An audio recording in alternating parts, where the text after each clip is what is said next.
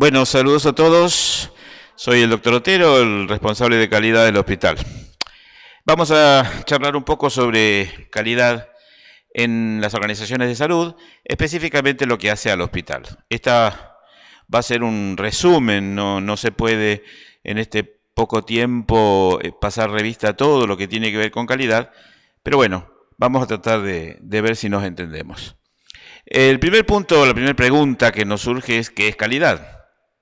Calidad es un concepto muy subjetivo, por ende no es fácil, por más que todos sabemos lo que es, no es fácil aprenderlo, tenerlo bien definido. Por ejemplo, el diccionario común, dice que calidad es el conjunto de propiedades y características de un producto, de un proceso, de un servicio que le confieren su aptitud para satisfacer necesidades establecidas o implícitas. Esta es una definición que si la analizamos, vamos a ver que en realidad no dice mucho, porque son propiedades y características, ¿cuáles? Todas, de un producto, de un proceso, de un servicio que le confieren su aptitud para satisfacer necesidades. ¿De quién? Establecidas o implícitas. ¿Quién las establece? ¿Quién las define? Esto no está claro.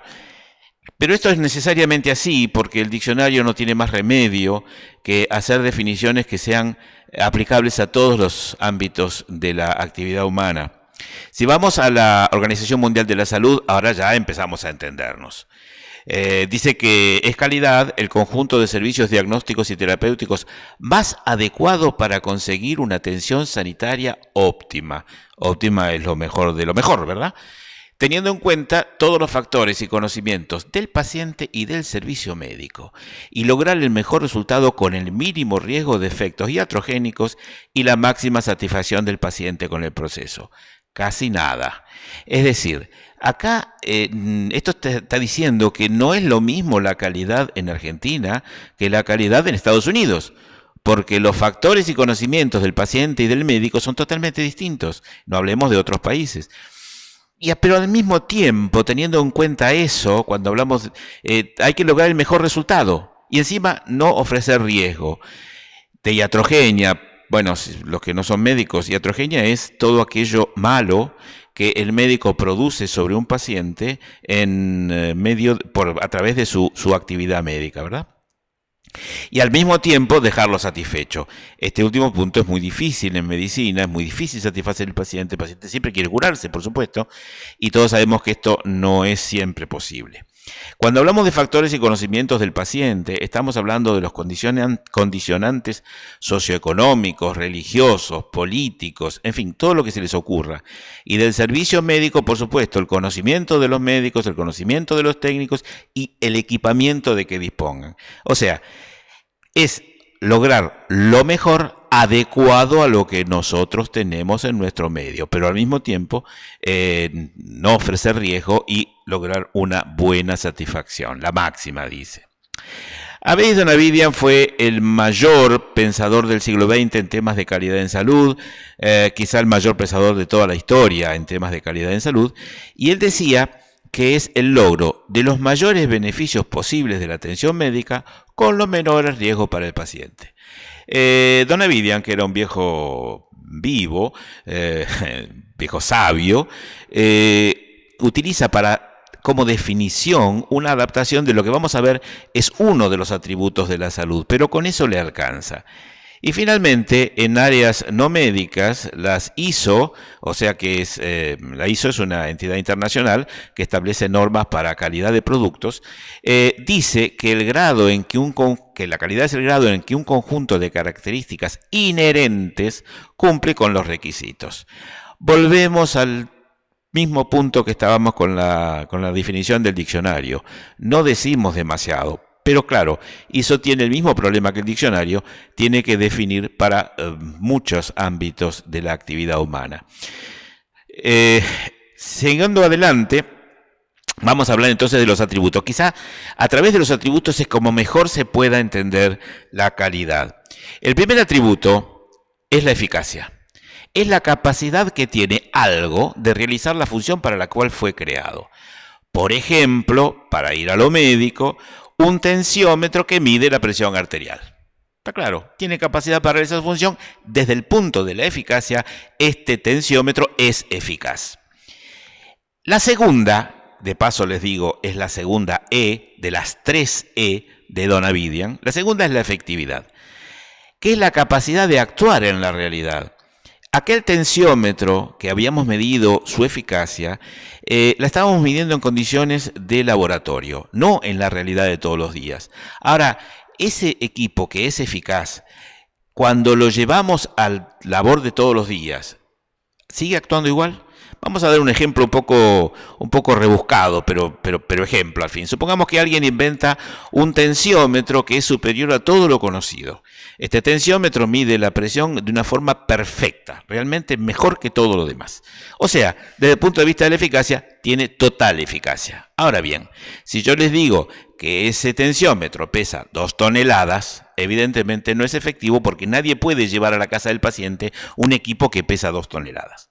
La tercera E es la eficiencia. Si ustedes se acuerdan, esas 3, yo me quedo tranquilo. La eficiencia es la relación que existe entre el gasto y los resultados que obtengo.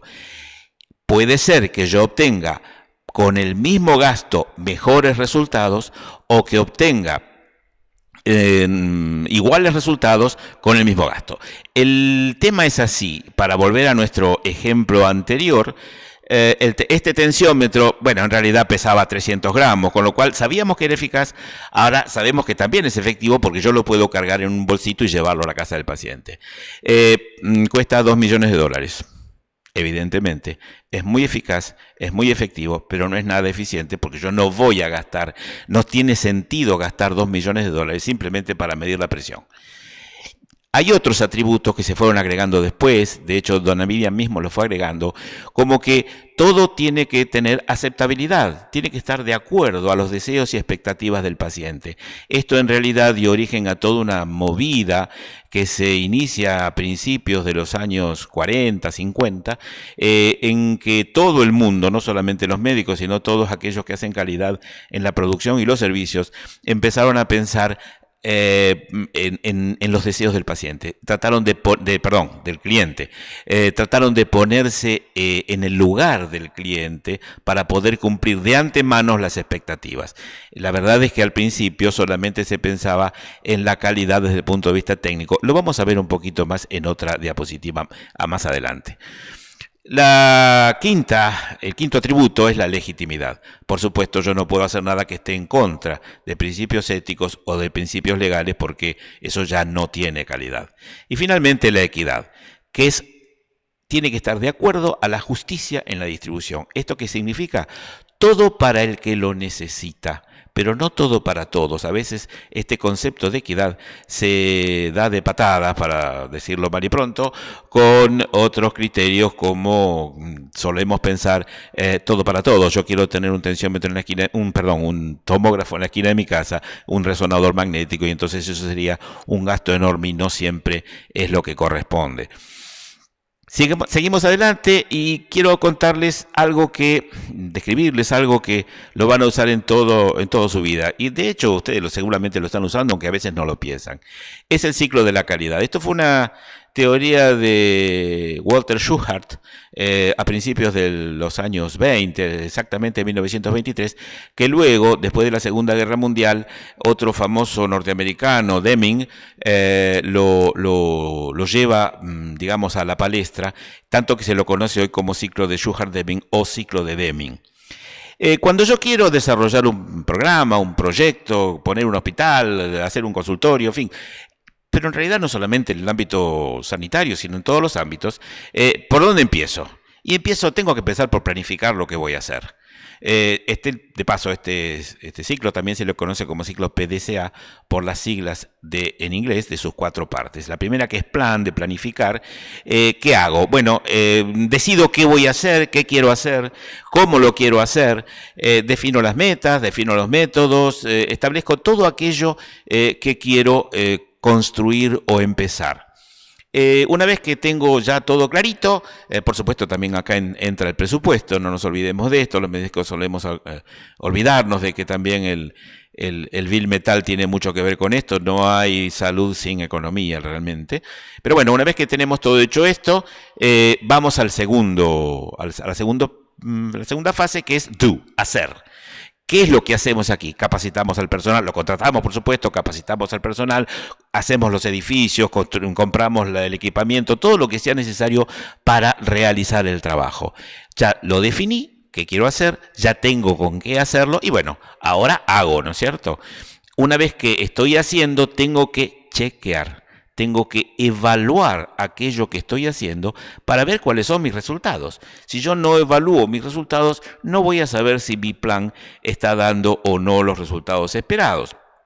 Por supuesto que esto en medicina es medio extraño porque no estamos demasiado acostumbrados a evaluar resultados, por lo menos no en términos de grandes poblaciones. Lo hacemos por ejemplo, cuando estudiamos medicamentos o técnicas nuevas de cirugía o lo que fuere, pero lo evaluamos contra poblaciones muy pequeñas. Nuestros chequeos de gran volumen de poblaciones recién se pudieron dar a partir de los años 60 del siglo XX, con la aparición de la computación y la capacidad de manejar grandes números.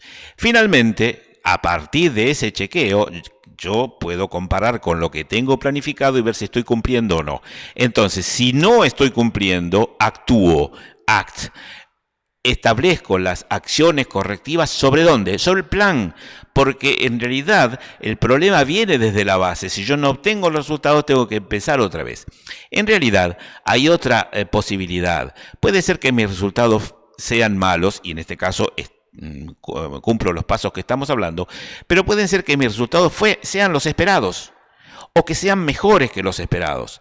Bueno, yo acá tengo otra alternativa. Mi actuación no tiene por qué ser una corrección a lo actuado, sino que puede ser ampliar, aumentar el desafío, incrementar aquello que yo tenía planificado, logré lo querido, bueno, aumento el horizonte sobre el cual quiero actuar, quiero mejorar mis resultados. Si yo hago esto, este ciclo de la calidad que ustedes ven aquí como un plano se empieza a convertir en una escalera. Cada vez voy a un paso más alto, voy dando de a pasitos y logrando cada vez mejores resultados. Esto es lo que se llama mejora continua y con eso lo van a ver escrito en toda la literatura. Cuando tenemos una necesidad, existe un cliente, es el que tiene la necesidad. Y al mismo tiempo existe un proveedor, es el que puede resolver esa necesidad. Entonces, tenemos dos puntos de vista, el punto de vista del cliente y el punto de vista del proveedor. Desde el punto de vista del cliente, él espera una calidad, ¿verdad? Y obtiene algo, obtiene un servicio. Entonces se fija si ese servicio, si ese producto tiene la calidad que él esperaba. Esta, que se llama calidad percibida, la relaciona con la que él quería tener, la calidad esperada.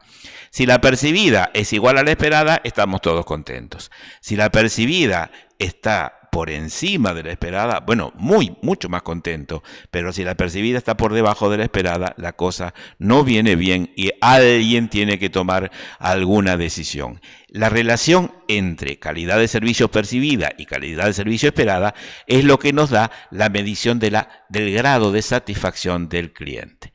Por su parte, el proveedor también tiene sus puntos de vista. Él, una vez que obtiene su producto, mide la calidad de lo que obtuvo. Ustedes saben que en las empresas productoras de bienes o servicios hay grandes áreas, departamentos de control de calidad que justamente se ocupan de esto, medir si la calidad producida está de acuerdo con la calidad objetivo. Cuando un productor decide fabricar algo, caramelos, establece a través de aquello de la planificación del ciclo de la calidad, cuál es el objetivo, qué es lo que él quiere producir. Entonces, una vez producido, lo mide contra su objetivo. La relación entre la calidad producida y la calidad objetivo es lo que nosotros conocemos como medición de los resultados. Ahora bien, si ustedes se fijan, el punto de vista del cliente y el punto de vista del proveedor son dos ciclos en sí mismos independientes, pero esto no es así en la realidad, para nada es así. Hay relaciones Yo tendría que colocar acá 2 flechitas más. ¿Ustedes se animan a decir dónde tienen que ir las flechitas para relacionar al punto de vista del cliente y del proveedor? Bueno, si no se animan o si se animaron, veamos si es así. La primera flechita es que la calidad del servicio producida debe estar en relación con la calidad percibida del cliente. Tienen que ser iguales. Pero mucho más importante que esto es que la calidad esperada del paciente o del cliente tiene que ser la calidad objetivo del proveedor. Y este último punto, este que relaciona la esperada con el objetivo, es lo que ha hecho la revolución en calidad a partir de fines de la Segunda Guerra Mundial, que es pensar en el cliente, pensar estratégicamente. Cuando uno habla de estrategia, está hablando de futuro. Y para un proveedor, su futuro es el cliente, porque es el destinatario final de su esfuerzo. Entonces, si él logra meterse en la cabeza del cliente y averiguar qué cosa es lo que el cliente espera, su producto, su objetivo y por ende su producto van a estar de acuerdo con los deseos del cliente, que en realidad es el único que, como decía mi padre hace muchísimos años, el cliente siempre tiene razón. ¿Qué podemos hacer por la calidad? Bueno, básicamente hay 2 posibilidades. La primera es gestionarla, o sea, hacer las cosas con calidad. Acá quiero hacer un pequeño paréntesis, porque esta frasecita de gestión de la calidad la van a ver escritas por todos lados, pero en mi modesta opinión no es correcta. Es gestión con calidad y no de la calidad. Yo no gestiono la calidad, yo gestiono procesos, procedimientos, en fin, todo lo que ustedes quieran, a través de criterios de calidad, pero no gestiono la calidad en sí, la calidad no la puedo gestionar, la calidad es nada más que lo que se ve al final de un producto o de un servicio. Pero bueno, digámoslo así. Y la segunda posibilidad es evaluar la calidad. ¿Tienen alguna relación? Absoluta. En realidad, vamos a usar un viejo dibujito que ustedes seguro conocen, que es el yin-yang, ¿cierto? Son 2 componentes contrapuestos, el blanco y el negro, lo femenino y lo masculino, la gestión y la evaluación de la calidad. Pero ninguno de ellos puede existir individualmente y el todo no se puede formar sin la conjunción de ambos componentes. Para decirlo más fácil, ustedes pueden hacer un proceso con calidad leyendo el índice de un libro que trate sobre evaluación de la calidad. Y al revés, ustedes pueden evaluar la calidad leyendo el índice de un libro que trate sobre gestión de la calidad, porque los conceptos son exactamente los mismos. Lo único que cambia es la ubicación del sujeto. Uno se pone como evaluador o se pone como gestor. De hecho, para poder gestar hay que evaluar y para poder evaluar también hay que gestionar. Vamos a centralizarnos ahora un poquito en cuáles son las características de las organizaciones, fundamentalmente las hospitalarias. Para ello vamos a hablar un poquito de alguna parte teórica y nos vamos a basar para esta explicación en la teoría de Henry Mintzberg. Mintzberg es un pensador, es un teórico de las organizaciones de origen canadiense que ha tenido muy buena recepción en el mundo con sus teorías organizativas. Vamos a empezar a explicar un poquito qué es esto.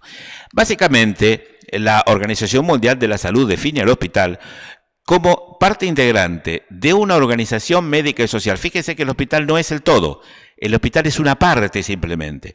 Y acá no importa si es hospital público o privado, no, es parte integrante de una organización mucho más amplia, cuya misión, y vamos a ir pensando en estas palabritas de misión, consiste en proporcionar a la población una asistencia médico-sanitaria completa, tanto curativa como preventiva, cuyos servicios llegan hasta el ámbito familiar. O sea, cuando el paciente se va del hospital, el hospital sigue siendo responsable de él. El hospital es también, al mismo tiempo, un centro de formación de personal sanitario, esto lo sabemos perfectamente, y claro, de investigación biológica, pero también social. Por eso la OMS dice biosocial. ¿Entra el hospital dentro, con esta definición, dentro de lo que es una organización? Sí, por supuesto. Cuando Mintzberg habla de las organizaciones, empieza contando cuáles son las condiciones en que las tareas se coordinan, porque en realidad para que una organización funcione, las tareas tienen que estar coordinadas, tienen que estar todas supeditadas a algo, ¿no es cierto?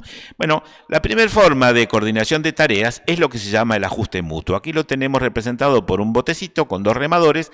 En realidad ninguno de los dos sobrepasa al otro en autoridad ni nada, simplemente los dos se ajustan y los dos trabajan. Pensemos en un kiosco de diarios que tiene dos personas atendiendo y los dos hacen lo mismo. Venden los diarios, cobran el dinero, que sea, no hay mayores problemas.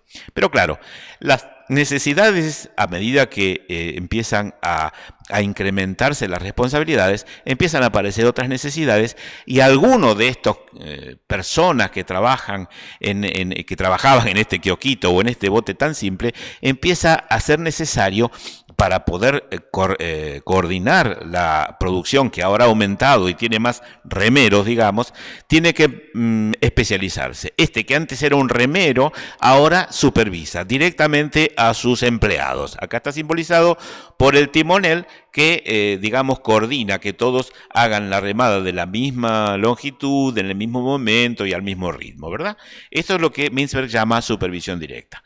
Pero bueno, las responsabilidades y las necesidades siguen creciendo, con lo cual ya empezamos con los procesos. Ahora sí, ahora tenemos que definir que tenemos procesos. ¿Qué es un proceso? Lo que hacemos todos los días. Todo lo que nosotros hacemos son procesos. Desde que nos levantamos, cuando nos lavamos la cara, hacemos un proceso. Y después hay procesos tremendamente complejos, como por ejemplo los procesos para hacer diagnóstico por imágenes o todo lo que ustedes quieran. Estos procesos, para poder estar coordinados, no hay más remedio que estandarizarlos. Hay que establecer cuáles son las condiciones de cada proceso. Hay que escribirlos los procesos. Hay que darles una definición. Hay que darles una prioridad a los procesos, ¿verdad? No vamos a tener tiempo de extendernos demasiado sobre este tema de procesos, pero bueno, es la tercera forma de coordinación de tareas. Pero las cosas siguen cada vez peor, porque cada vez tenemos más responsabilidades, más necesidades, y entonces no solamente hacemos supervisión directa, indirecta, todo lo que ustedes quieran, estandarizamos los procesos, sino que ahora tenemos que estandarizar los resultados. Porque hasta aquí yo no sé lo que quería obtener. Lo puedo tener en mente, pero no está escrito. Cuando hablamos de estandarizar, significa escribir, poner en blanco y negro, dibujarlo, hacer flujogramas, etcétera, etcétera, etcétera. ¿Para qué? Primero, para que todos hagan lo mismo. ¿Y por qué quiero que todos hagan lo mismo? Porque es la única forma de evaluar los resultados. Si supongamos en un servicio de clínica médica, las neumonías son tratadas con los antibióticos que a cada médico se le ocurren, vamos a tener como resultado que, bueno, los pacientes puede que anden bien o que anden mal, pero va a ser por el azar. ¿Verdad? Si todos hacemos lo mismo y a los mismos casos los tratamos igual, esto nos permite medir los resultados. Y si podemos medir los resultados, podremos mejorar esos resultados, ¿verdad? Entonces, por eso es que estandarizamos también los resultados que queremos obtener. Pero acá no se acaba la cosa. Para poder hacer todo esto, yo necesito que todos sepan igual, digamos. Entonces, esto es lo que se llama estandarización de habilidades.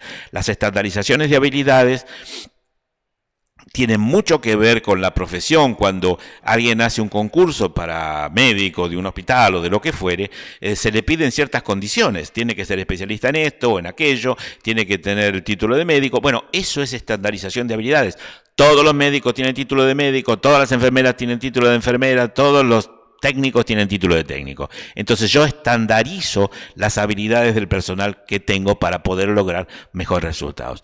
Y una vez que estandaricé todo esto, bueno, estandarizo las normas. Tengo que escribir. La norma es nada más que la forma en cómo voy a realizar un proceso, entonces también las tengo que escribir.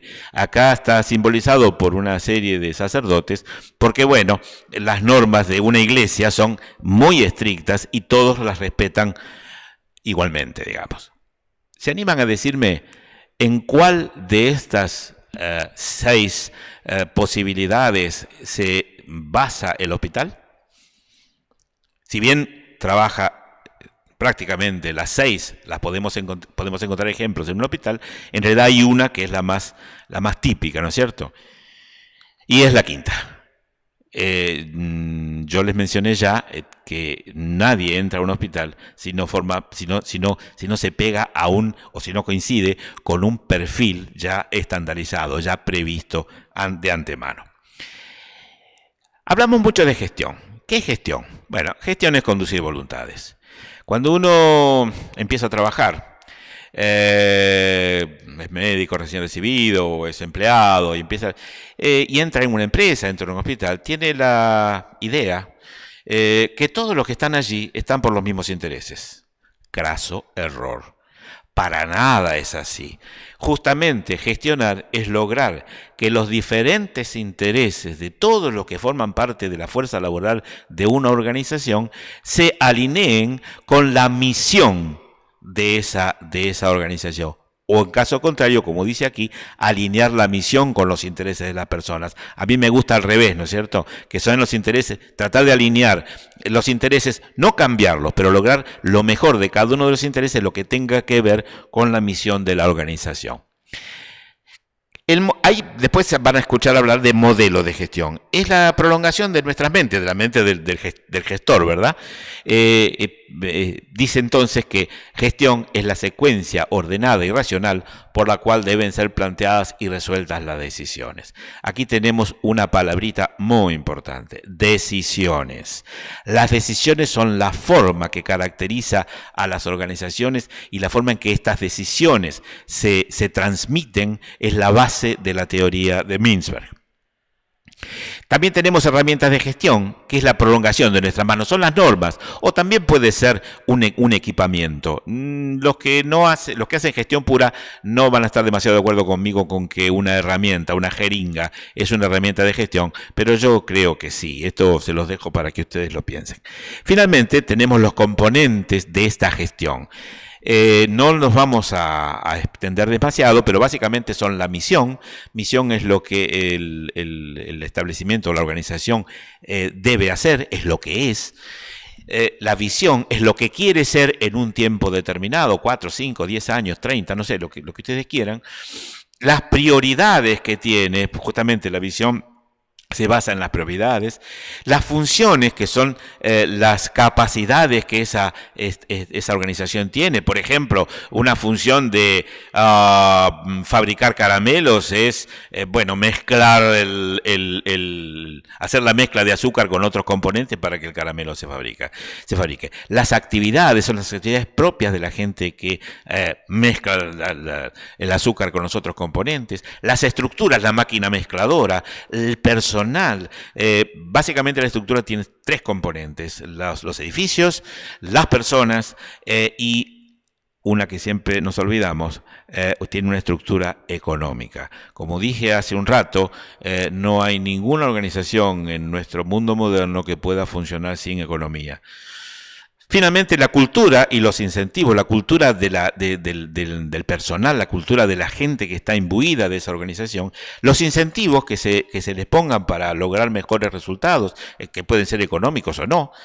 Y finalmente, y no menos importante, el ambiente externo. Las organizaciones tienen que adaptarse permanentemente al ambiente externo. Las organizaciones que no se adaptan al ambiente externo tienden a desaparecer, porque el ambiente externo es cambiante permanentemente y nosotros, las organizaciones, deben cambiar, adaptarse a esos cambios, so pena de desaparecer. La historia está llena de organizaciones que desaparecieron porque nunca pudieron adaptarse a los ambientes externos. Bien, vamos a hablar un poquito de la organización en sí y decimos, una definición de Mintzberg también, que es un conjunto coordinado de recursos desplegados en el tiempo y el espacio para alcanzar la misión. Prácticamente estoy repitiendo lo que dije antes desde una óptica un poco diferente. La organización es un sistema abierto. ¿Esto qué significa? Que la organización tiene un principio y tiene un final. El proceso de la organización tiene un principio y un final. Por ejemplo, en salud, en un hospital que tenga internación, uno de los procesos nucleares es precisamente la atención en internación. ¿Por qué está abierto? Porque el paciente entra por un lugar y sale por el otro, se va a su casa curado, a veces no se va a su casa, pero bueno, no importa.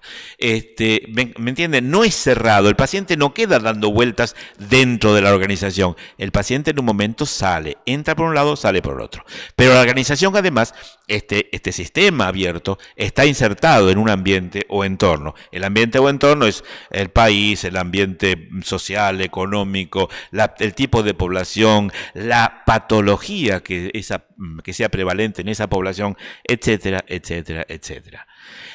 A través de la coordinación, y fíjense que allá arriba dice coordinado, y yo ahora lo subrayé, de la que hablamos hace 2 diapositivas atrás, la organización es capaz de procesar los insumos para transformarlos en productos.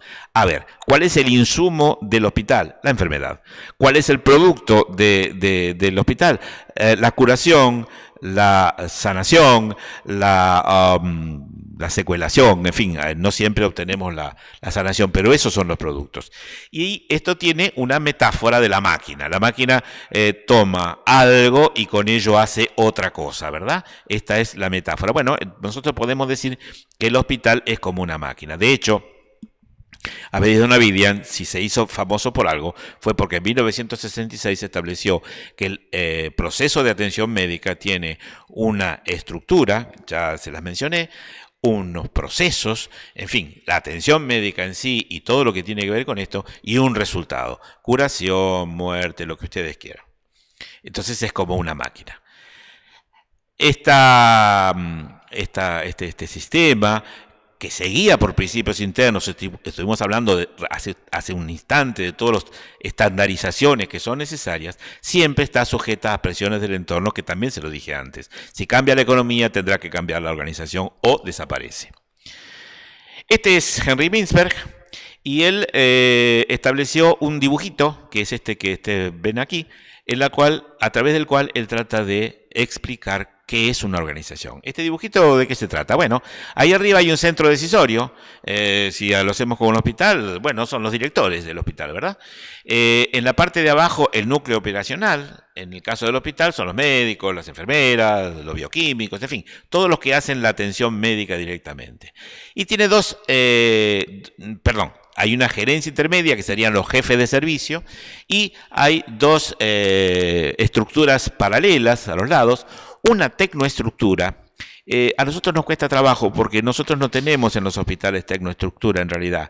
Pero si ustedes piensan en una fábrica que fabrique autos, por ejemplo, el centro decisorio es el board, es la parte, digamos, que establece las políticas y dice qué tipo de autos van a fabricar.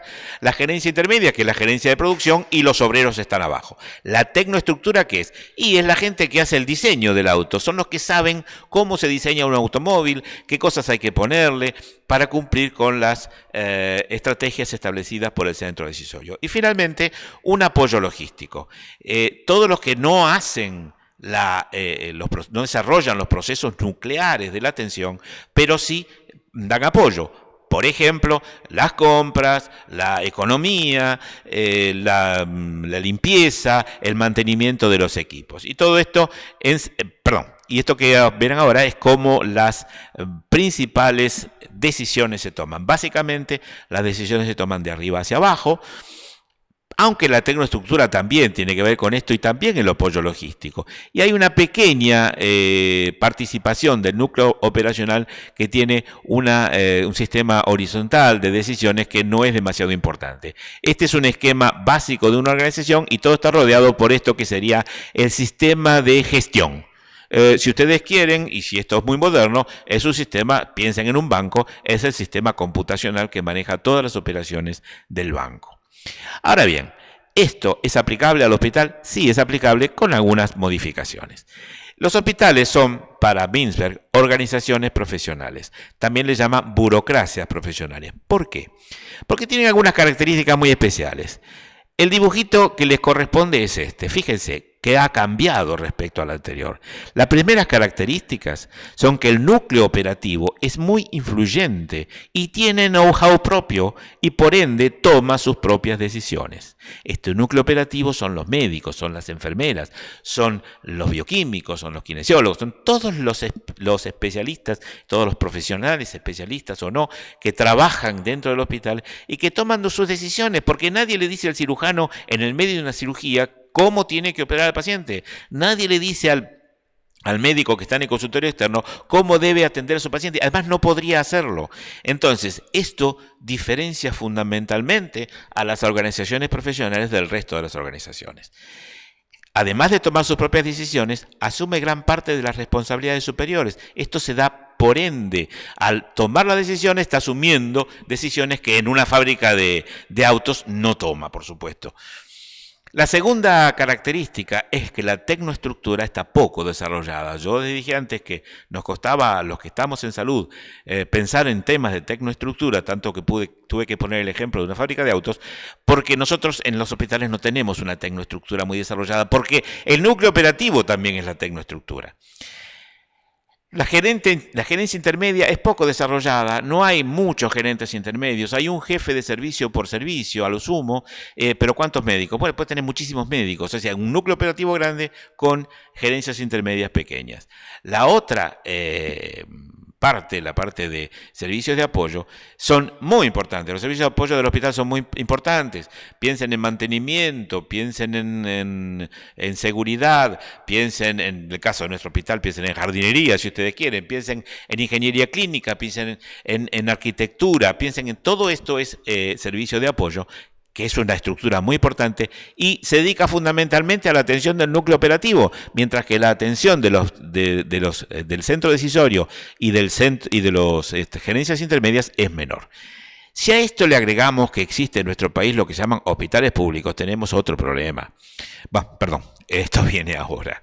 Esta sería mi interpretación de lo que es el hospital. Sobre esa burocracia hospitalaria tenemos además otras condiciones. La primera es que si ustedes ven la parte de abajo, ese núcleo operativo ahora parece un peine. ¿Por qué? Porque la cultura del equipo asistencial lo lleva a que se separe en compartimientos estancos. Uno sería el servicio de clínica, otro el de otorrino, otro el de cirugía. Todos se llevan bien, pero la relación entre ellos es indirecta, es a través del paciente. El paciente se encuentra con esto en realidad. Cuando para el paciente su enfermedad es un continuo, no es un continuo la forma en que recibe la atención, ¿verdad? Va un médico, lo manda a otro, la comunicación entre estos médicos no siempre es lo que debe ser, entonces esta tecnoestructura que en otras organizaciones también profesionales es más coherente, en el hospital se divide en pedacitos. Pero aún hay más. Cada una de las partes de la tecnoestructura, del núcleo operativo, se identifica más con su profesión que con la organización. Hay aquí un tema fundamental, que esto también lo dice Binsberg. Los profesionales adquieren su cultura fuera de la organización en la cual se desempeñan. Vamos a dar un ejemplo. Volviendo a la fábrica de autos, el obrero que pone tornillos, ¿dónde aprendió a poner tornillos? En la fábrica de autos. Pero los médicos no aprendemos medicina en el hospital, aprendemos medicina en la facultad. Y todo lo que nos enseña en la facultad, que somos tiernitos, digamos, en general, se nos queda grabado a fuego. Y esa cultura adquirida afuera la traemos al hospital. Esto hace que, como dije antes, este núcleo operativo se disgregue y forme compartimientos estancos. La segunda condición es que la tecnoestructura no solamente es pequeña, sino que está integrada al núcleo operativo. El propio núcleo operativo es el que decide cuál es la forma en que va a llevar adelante su actividad.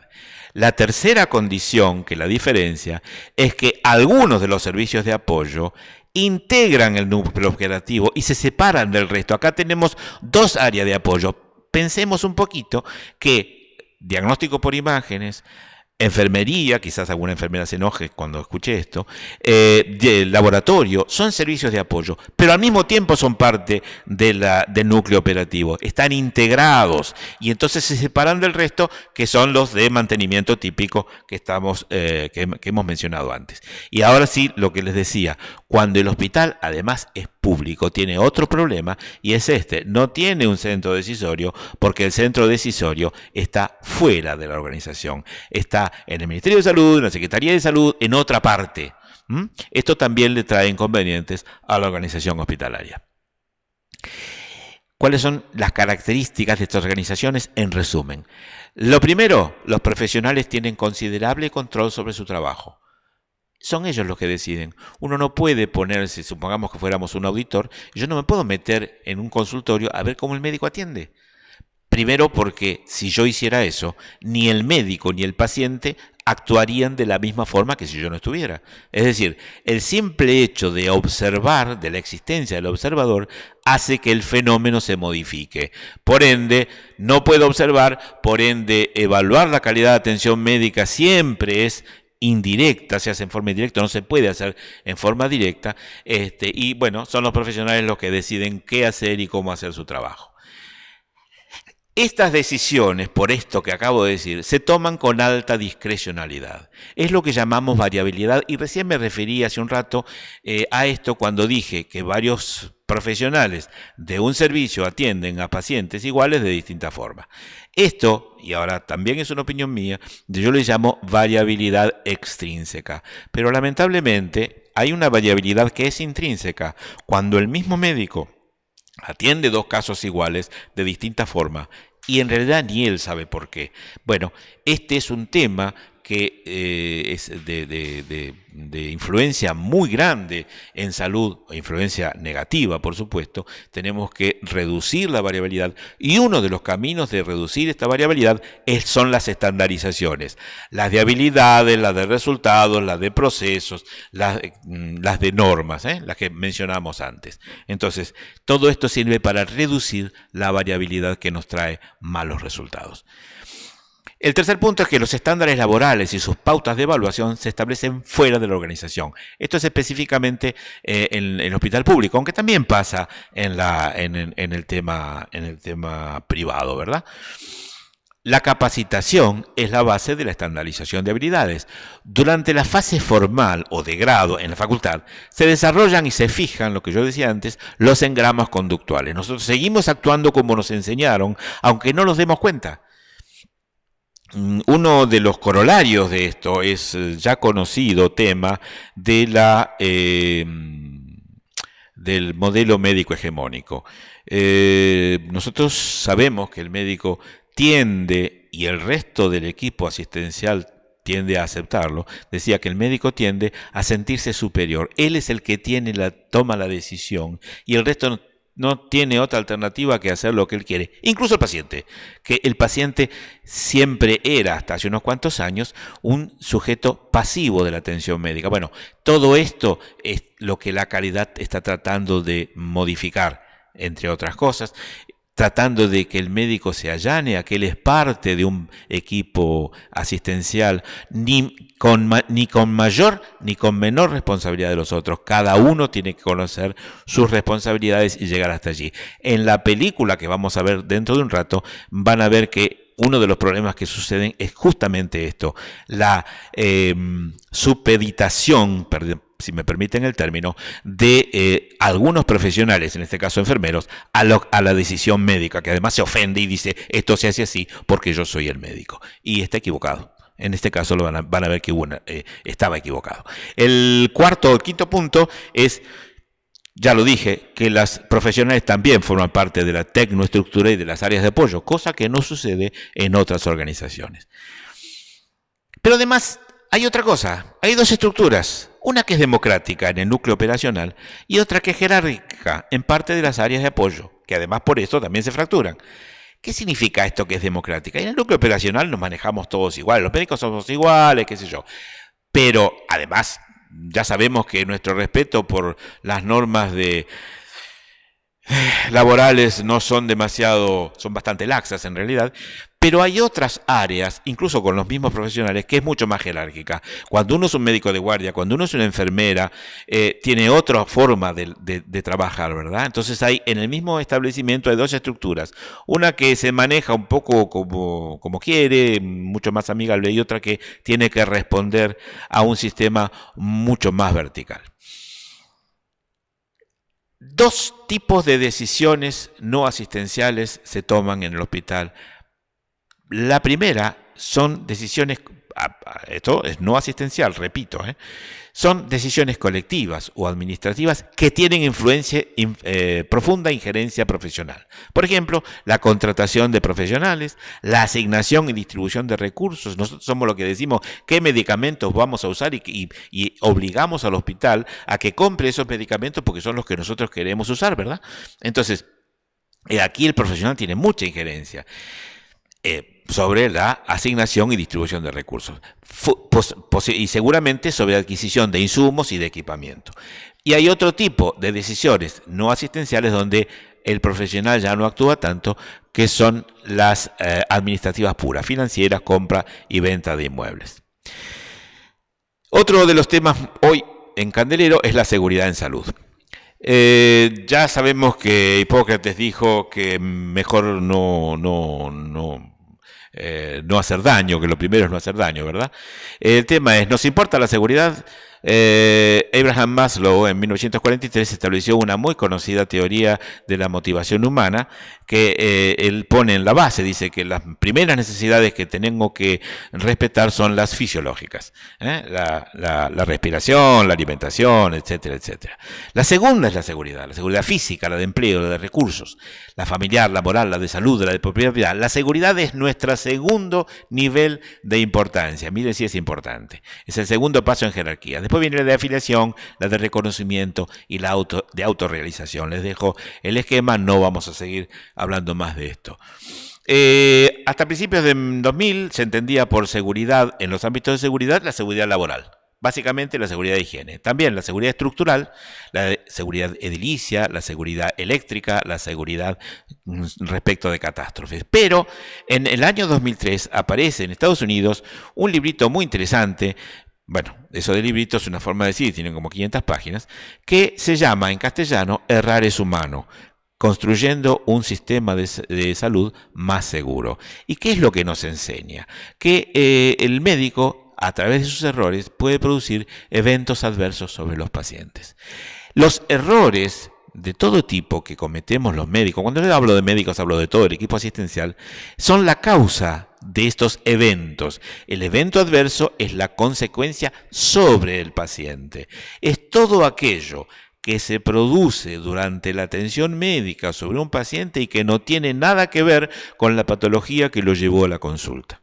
No hay relación entre esto y la patología. Son cosas que nosotros le agregamos al paciente. Por ejemplo, el paciente internado que se cae de la cama. Eso no tiene nada que ver con su patología. Por ejemplo, si nosotros hacemos una inyección intramuscular y le hacemos un absceso al paciente. Ese no tiene nada que ver con su patología. De todas maneras, como vamos a ver básicamente en las próximas diapositivas y en la película, los sistemas tienen barreras de seguridad, como las puertas estancas de los buques, que tratan de evitar estos errores o por lo menos de minimizarlos. Estadísticamente, en el año 1967, el 3% de los 36 millones de egresos anuales sufrieron eventos adversos. O sea, 1 millón de pacientes tuvieron efectos adversos de diverso nivel de gravedad, por supuesto. Pero lo más importante es que el 60% son evitables. O sea, nosotros podemos prevenirlos y por lo tanto evitarlos. En 1997 fueron los responsables de entre 44.000 y 98.000 muertes en los Estados Unidos, contra 43.500 que se murieron por accidentes automovilísticos en el mismo año, 42.300 por cáncer de mama y 16.500 por HIV, convirtiéndose en la octava causa de muerte en los Estados Unidos. Si miramos bien esto, significa que por lo menos en ese año en Estados Unidos era mucho más peligroso internarse en un hospital que andar en las autopistas, tener cáncer de mama o tener HIV. El costo total fue de entre 37.600 y 50.000 millones de dólares, de los que fueron habitables entre 17.000 y 29.000. No me voy a adelantar, no me voy a extender por qué las diferencias tan amplias de 37.000 a 50.000, entre 44.000 y 98.000 decesos, pero eso es un tema según cómo se tome la estadística. ¿Es riesgosa la atención de la salud? Bueno, si nosotros tenemos en este cuadro dos tipos, tenemos en las abscisas la cantidad de sujetos que están en riesgo por cada sujeto que se muere, o sea, para ir al último punto a la derecha, por cada sujeto que se muere en ese nivel de riesgo, hay 10 millones de sujetos a ese riesgo, o sea, se muere nadie prácticamente. En cambio, si lo vemos a la izquierda, el primer número que está después del 1 es 10. O sea, de cada 10 sujetos se muere uno. O sea, eso ya es grave. Por otra parte, en las ordenadas tenemos la cantidad de vidas que se pierden al año estadísticamente en el mundo, ¿verdad? Entre 10 y 100.000. Entonces podemos poner algunas actividades humanas, a ver qué nos dicen, a ver dónde las podemos ubicar. Podemos dividir en tres partes: peligroso, regular o ultraseguro, y entre los ultraseguros tenemos las usinas nucleares, a pesar de Chernobyl y de lo que le pasó a los japoneses, los ferrocarriles europeos, a pesar de lo que pasó en Galicia, y las aerolíneas comerciales. Nosotros sabemos que vuelta a vuelta se cae algún avión, sin embargo, el riesgo de que uno sufre cuando sube una aerolínea comercial es realmente bajo. Entre los que tienen riesgo regular tiene manejar automóviles, que es más peligroso que andar en avión, las industrias químicas, los vuelos charters. Una cosa son las aerolíneas comerciales, otra cosa son los vuelos charters. El montañismo y el bungee jumping, ustedes sabrán lo que es, son quizás las actividades más peligrosas que existen. Bien, ¿dónde está la atención médica? ¿Dónde la ponemos? Bueno, miren, la ponemos aquí. Es altamente peligrosa la atención médica. Fíjense que por cada muerte hay 100 sujetos en riesgo. O sea, se van a morir 1 de cada 100 por culpa del equipo de atención. No lo digan fuerte, pero esta es la realidad. ¿Cuáles relaciones hay entre errores y eventos adversos? Vamos a hacer un pequeño ejercicio. Supongamos que tenemos primero errores en el proceso diagnóstico. A esto le sumamos errores de diagnóstico. Una cosa es en el proceso y otra cosa es equivocar el diagnóstico. Y empiezan a sobreponerse los circulitos. Y finalmente tenemos los eventos adversos. Cuando confluyen los tres tenemos un evento adverso. Vamos a hacer un ejemplo. Supongamos que un error en el proceso diagnóstico. Confundimos muestra de sangre de dos pacientes, uno que está anémico y el otro está normal. Esto nos va a traer como consecuencia un mal diagnóstico, ¿cierto? Es el punto B. Tengo un mal diagnóstico porque al equivocarme tengo un mal diagnóstico. El médico que recibe los análisis va a decir que está anémico el que no lo estaba y viceversa. A ese que creímos que estaba anémico, le vamos a hacer un tratamiento equivocado. Y ahí tenemos el evento adverso en el punto C. Le damos un tratamiento equivocado a raíz de lo anterior. Fíjense cómo se van encadenando las situaciones. Es más, puede ser que lo llevemos a una lesión, otro evento adverso, iatrogénica, porque buscándole la causa de la anemia, alguien le hizo una perforación colónica. ¿Sí? Puede suceder. Finalmente, el diagnóstico no se realizó o se postergó. Recién en la autopsia nos enteramos que ese señor que estaba anémico y le habíamos dicho que estaba normal porque confundimos los análisis, tenía una neoplasia oculta. Esto es exagerado quizás, pero es muy claro para mostrarlo. Hay otras dos características, el F, que son los eventos adversos por mal diagnóstico pero sin errores de proceso, por ejemplo, la muerte por infarto agudo de miocardio indoloro. Lo tengo en otro color porque personalmente discrepo con esto que son normas internacionales, ¿verdad? Porque bueno, si alguien tiene un infarto y no tiene dolor, bueno, que se muera no es un mal diagnóstico. Es un mal diagnóstico, pero no hay forma de evitarlo. Y finalmente, Otros parecidos, que son errores de procedimiento, muerte por complicaciones por reacciones no prevenibles, como la anafilaxia. Yo no estoy tan seguro porque la anafilaxia puede aparecer sin que existan antecedentes previos, por ende son muertes no atribuibles a eventos adversos. ¿Qué pasa entre nosotros? En el año 2007 se hizo un estudio de eventos adversos en Latinoamérica, en 5 países, y los resultados no se muestran país por país, mejor dicho, no se identifican los países, pero ustedes fíjense acá, por ejemplo, la prevalencia de eventos adversos, lo variable que es, mientras que en un país hubo un 13.1 de eventos adversos en cada paciente, mejor dicho, que el 13.1 de los pacientes tuvieron eventos adversos, en otros el 8,5, el 12,1 o el 10 y pico. O sea, alrededor del 9-10% de los pacientes tienen eventos adversos en Latinoamérica. Esto está de acuerdo a las estadísticas internacionales. Este estudio se hizo también en Europa antes de que en Latinoamérica. ¿La historia clínica proporciona información suficiente para poder valorarlo? No. En la mayor parte de los casos, no. Mejor dicho, en una parte muy importante de los casos, no. En el 15%, 16% de los casos, no. Gracias a Dios, en el 84 y pico sí. Pero un paciente puede tener más de un evento adverso. Fíjense que para el país 1, entre el 11,8% de los pacientes tuvieron un evento y el 0,3 tuvieron 3 o más. Esto es un chiste. El cirujano le dice a Gutiérrez que el error puede ser fatal y Gutiérrez dice: López, doctor, yo soy López. Este es un caso real. Este es un lactante que por alguna causa no determinada en el primer momento hace una fibrilación ventricular. Por suerte no se murió. ¿Y cuál fue la causa? Fue un evento adverso. Se confundió la ampolla de la izquierda, que era de cloruro de potasio, con la de la derecha, que era de agua destilada, y se le inyectó cloruro de potasio endovenoso. Por suerte no hubo consecuencias posteriores, pero el chiquito pudo haber muerto. La Organización Mundial de la Salud nos muestra 9 soluciones. En realidad le llama soluciones, pero son 9 puntos en los que tenemos que hacernos pie para evitar eventos adversos. El primero, los medicamentos que se ven o suenan iguales. Lo que le acabo de mostrar es un ejemplo claro de eso. El segundo, la identificación de los pacientes. Tiene que estar muy clara porque si no nos vamos a confundir. Tiene que ver con lo que yo dije antes del caso de la anemia o la no anemia.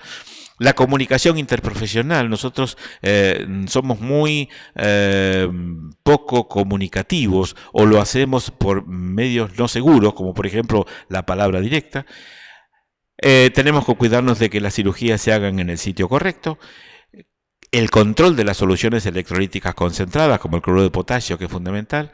Asegurar la exactitud de la medicación durante las transiciones. Cuando pasamos el paciente, hacemos una consulta o lo pasamos a otro equipo de guardia. Evitar malas conexiones de catéteres y otras tubuladuras. Y uso único de equipos de inyección, esto es un clásico, ¿no es cierto? E higiene de las manos. Quizás este punto sea el más importante y el más simple para evitar la primera de las causas de eventos adversos, que son las infecciones asociadas al cuidado de salud, antes llamadas infecciones hospitalarias. Yo les dije en un momento dado anterior que había una teoría, que es la teoría de Reason, en la cual dice que los sistemas tienen barreras que impiden que los eventos adversos se produzcan. Los riesgos, significados acá por las flechas rojas, atraviesan las barreras, no siempre, porque las barreras no son perfectas, tienen agujeros. Normalmente los agujeros de las barreras, en la diapositiva dice qué tipo de qué cosas forman estos agujeros. La verdad que tengo que pasarla un poquito más rápido. Los agujeros no coinciden, por ende, fíjense a la izquierda, el primer riesgo fue rebotado por la primera barrera, el segundo, yendo de izquierda a derecha, fue rebotado por la tercera barrera, pero el tercero atravesó todas porque coincidieron los agujeros del queso Gruyère y se produjo un evento adverso. Esto es lo que van a ver ustedes en esta película de la Organización Mundial de la Salud.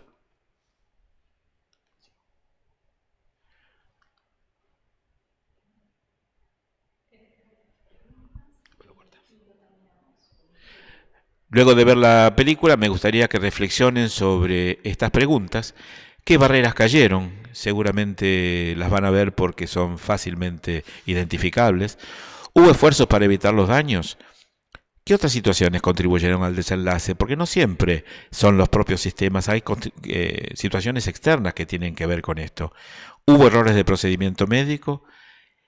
Una pregunta muy importante. ¿Esto podría pasar en su organización? Les aclaro que lo que vieron es un hecho real. Están ocultos los personajes, están con los nombres cambiados, no se identifica el hospital, pero esto sucedió realmente. No es un invento de un director de cine. ¿Quién tuvo la culpa? Esta es una pregunta que hay que discutirla mucho. Y finalmente, ¿qué pueden ustedes proponer para que un hecho como este no se repita? Y para terminar, una humorada de Voltaire que dice que los médicos vierten medicamentos que conocen poco para curar enfermedades que conocen menos dentro de humanos de los que no saben nada. Bueno, muchas gracias y estoy a su total disposición.